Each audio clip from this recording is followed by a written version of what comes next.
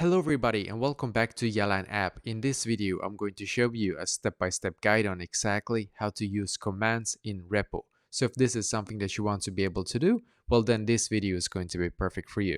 So as you can see, I'm currently on R.E.P.O right here on the lobby as you can see. And now the first thing we're going to do, as you can see it says press T to chat. So we're just going to click on T and then you should be able to view the chat in here. So in here we can actually start writing our commands. So as an example, we can write like this, as you can see, do the slash like this, and then let's see, we can actually do this command right here, cinematic as an example.